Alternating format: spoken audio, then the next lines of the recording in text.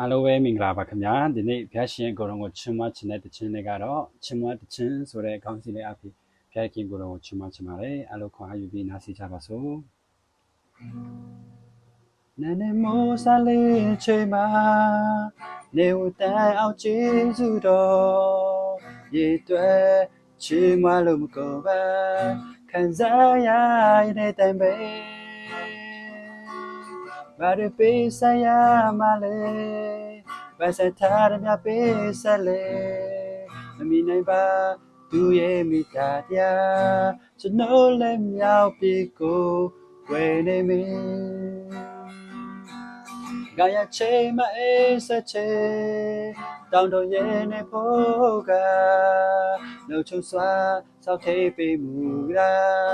အနိုင်မဲမိတာနေကိုရရှင်တာကျွန်တော်နှလုံးသားယူဆောင်လာမယ်မွေးနဲ့လို့ထန်တော်နာဆက်တက်လိုက်ပါ၏မွေးနဲ့ရေဖြစ်စေတော်မူပါချီးမွမ်းတချီဒီဆိုနေလိုက်မယ်ကိုရောဖျားများကျွန်တော်ဘုကားများလို့နေတာချီးမွမ်းတချီဒီဆိုနေလိုက်မယ်ဟာလေလုယာဟာလေလုယာဟာလေလုယာ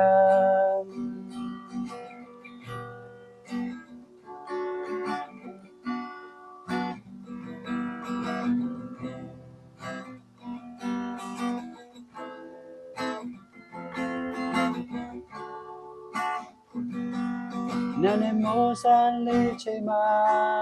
နေဝတန်အောင်ကျေးဇူးတော်ရေတွဲ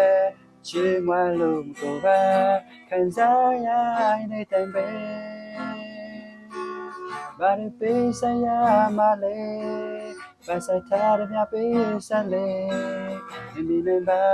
သူရဲ့မိသားတရားကျွန်တော်လည်းမြောက်ပြေကို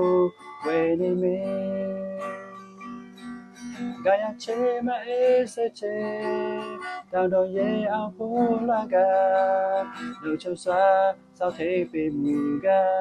သူနိုင်မဲမိချနေ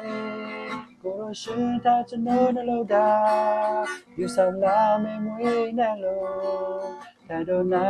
ဆက်တက်လိုက်ပါ၏မွေးနဲ့ရေဖြစ်စေတော်မူပါချီးမွမ်းတချီဒီဆိုနေလိုက်မယ်ကိုရောဖျားများကျွန်တော်ပိုကောင်းမြတ်လို့နေတာ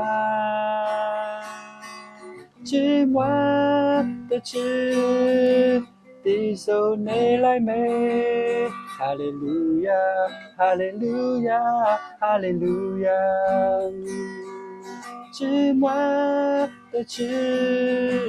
ဒီဆိုနေလိုက်မယ်ကိုရောဖျားများကျွန်တော်ပိုကောင်းမြတ်လို့နေတာချီးမွမ်းတချီဒီဆိုနေလိုက်မယ်ဟာလေလုယာဟာလေလုယာဟာလေလုယာဟာလေလုယာဟာလေလုယာဟာလေလုယာအားလုံးကိုကျေးဇူးတင်ပါတယ်